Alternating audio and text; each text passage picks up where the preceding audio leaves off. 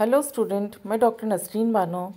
आज हम Marsilea pteridophyte के स्ट्रक्चर के बारे में स्टडी करेंगे। सबसे पहले हम इसका देखेंगे साइंटिफिक क्लासिफिकेशन। इसका क्लासिफिकेशन इस प्रकार होगा: kingdom Plantae, division Pteridophyta, class Pteropsida, order Salviniales, family Marsileaceae, genus Marsilea और स्पीशीज़ क्वाड्रीफोलिया। अब इसका प्राप्ति स्थल ये कहाँ मिलता है? मार्सिलिया जो होता है ये एक काफ़ी नॉन जीनस है जो कि मार्सिलियसी फैमिली के अंदर रखा गया है। ये ज़्यादातर जो गर्म जगहें होती हैं, हॉट रीजन्स होते हैं, वहाँ पर पाया जाता है। ये जीनस 55 लिविंग स्पीशीज़ और 10 फॉसिल स्पीशीज़ के द्वारा रिप्रेजेंट किया गया है। इंडिया के अंदर केवल 10 स्पीशीज़ इसकी रिपोर्ट की गई हैं। वो इस प्रकार से हैं: Marsilea minuta, Marsilea brachypus, Marsilea quadrifolia, Marsilea rajasthanensis, Marsilea aegyptiaca, Marsilea gracilenta, Marsilea brachycarpa, Marsilea condensata, Marsilea coromandelii. Gupta और भारद्वाज ने 1957 में ये बताया कि केवल 10 स्पीशीज़ जो हैं वो इंडिया के अंदर पाई जाती हैं। नेक्स्ट हम इसका देखेंगे प्लांट बॉडी। जैसा कि हम जानते हैं टेरिडोफाइट की जो मेन प्लांट बॉडी होती है वो स्पोरोफिटिक होती है। अब इसका एक्सटर्नल फीचर प्लांट बॉडी जो होती है इसकी रूट, स्टेम और लीव्स में डिफ्रेंशिएटेड होती है। स्टेम जो होता है इसका वो राइजोम में मॉडिफाइड हो जाता है। राइजोम इसका सिलेंडर और ब्रांच स्ट्रक्चर होता है जो कि सॉइल के नीचे रेंगता हुआ आगे ग्रोथ करता है। Sometimes rhizome is quite elongated structure reaching up to 25 meters and it show distinct node and internode। इस पर नोड और इंटरनोड पाए जाते हैं। इसकी जो रूट्स और लीव्स होती है वो इसके नोडल रीजन से ही अराइज होती है। राइजोम जो होता है इसका वो इनडेफिनेट ग्रोथ करने की कैपेबिलिटी रखता है।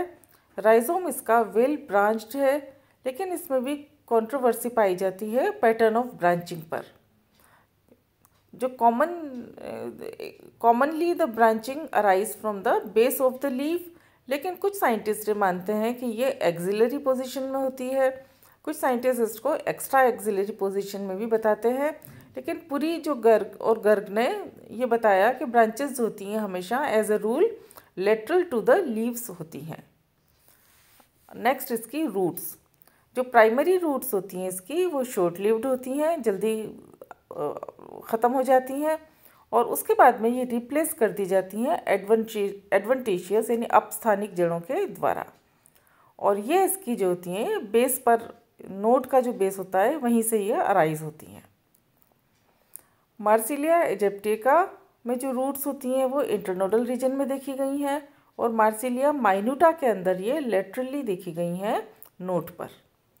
कॉमनली रूट्स होती हैं वो अनब्रांच्ड होती हैं, लेकिन अगर ये ब्रांच्ड होती हैं तो ब्रांचिंग जो होती है इसकी मोनोपोडियल होती है।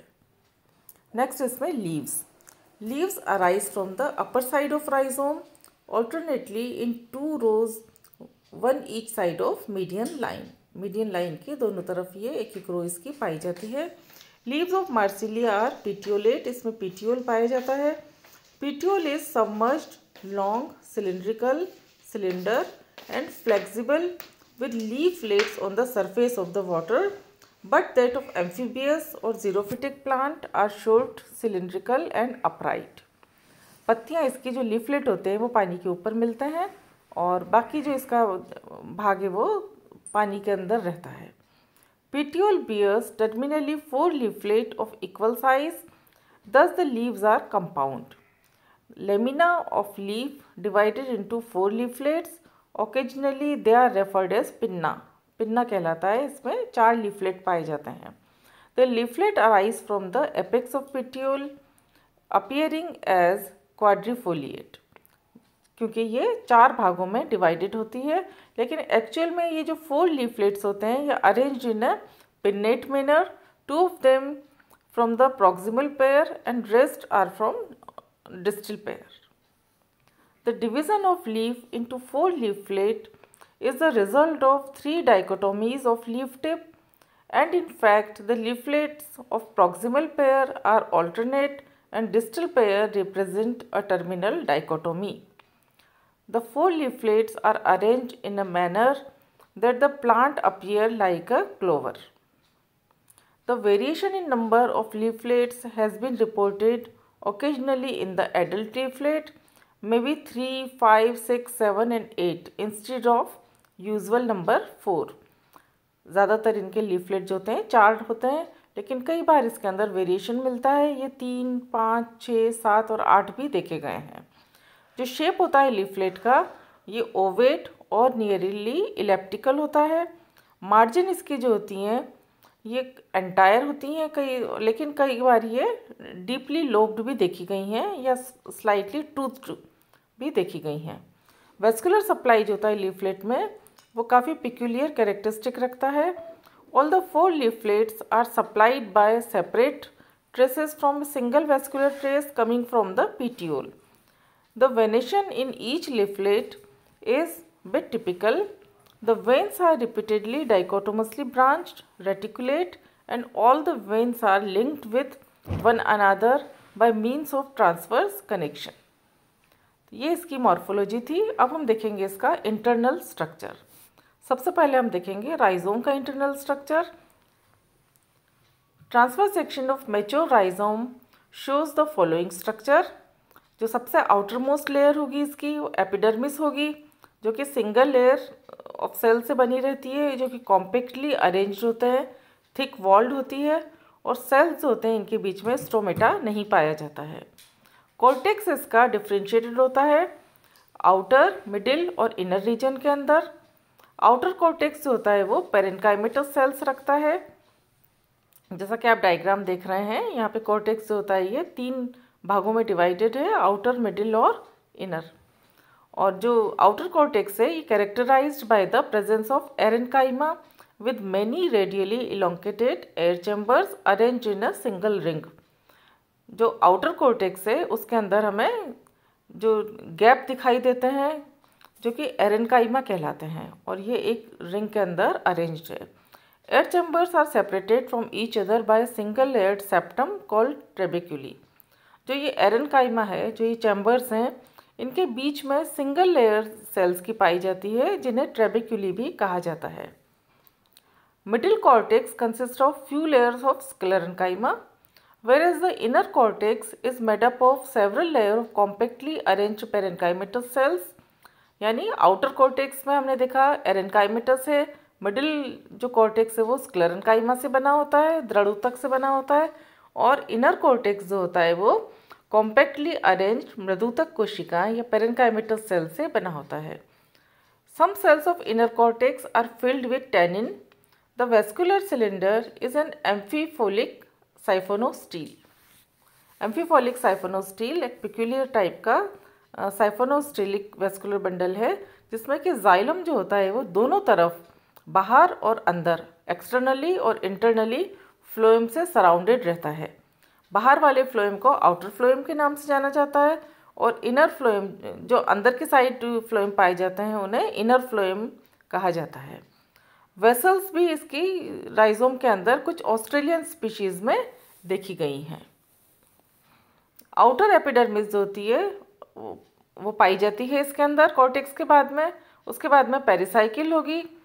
पेरिसाइकिल जो होती है वो स्टील को सराउंड करके रखती है और साथ में इसके इनर एंडोडर्मिस भी पाई जाएगी और पेरिसाइकिल भी इंटरनली पाई जाएगी। The outer and inner endodermis as well as pericycle is single layered. Central part of the stele is occupied by sclerenchymatous pith. Environmental conditions affect the internal structure of rhizome. For example, xerophytic species होती हैं उनमें जैसे Marsilea एजिप्टिका, इसके अंदर पिथ जो होता है वो स्क्लेरोटिक होता है। एयर चैम्बर्स होते हैं वो नहीं पाए जाते हैं, एब्सेंट होते हैं इसके अंदर।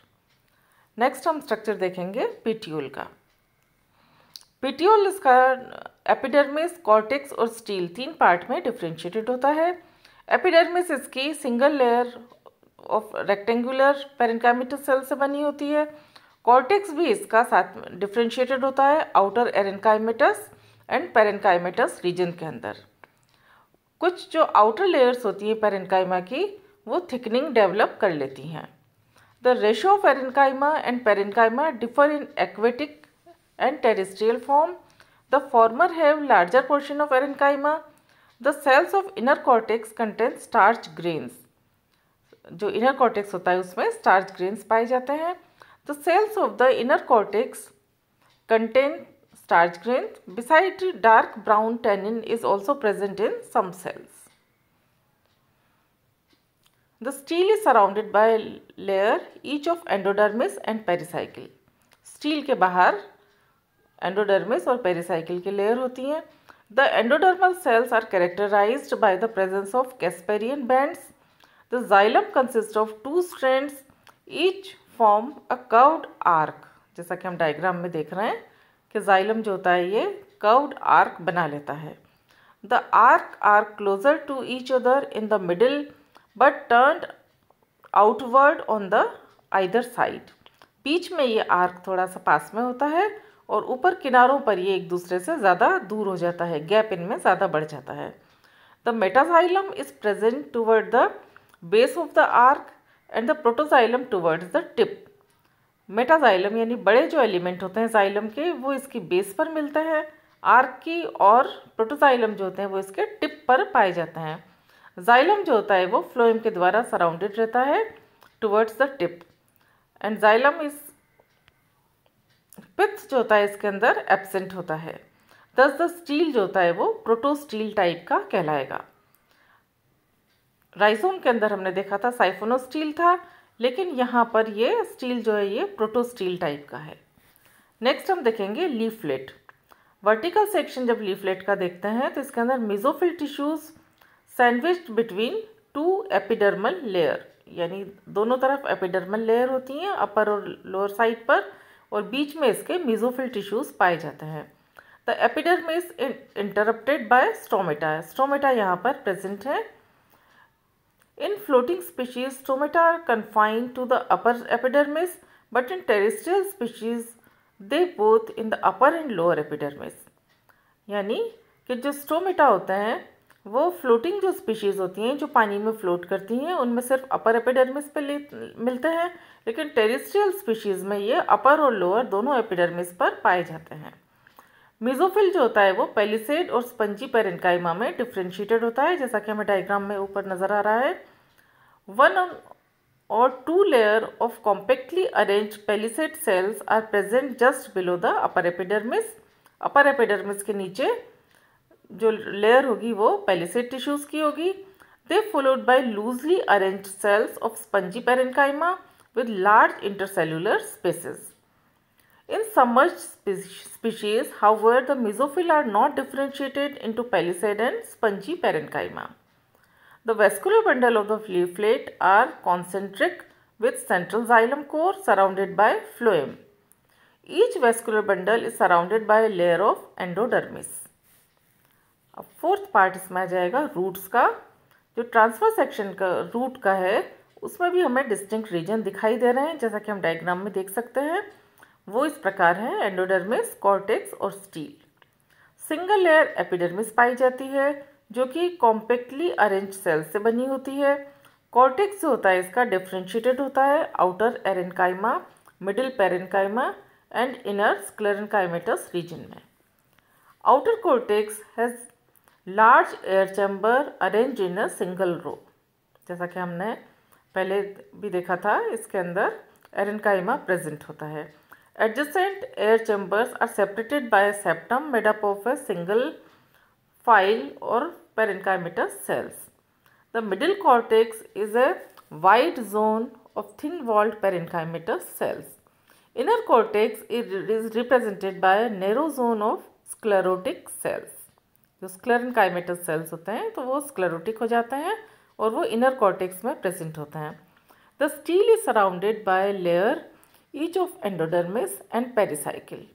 The xylem is diarch and exarch, यानी प्रोटोजाइलम जो होता है इसका बाहर की तरफ होता है, आउटर रीजन में होता है तो वो एक्सार्क कंडीशन कहलाती है, पेरिफेरी की तरफ होता है। It has two metaxylem element in the centre and protoxylem element towards the periphery.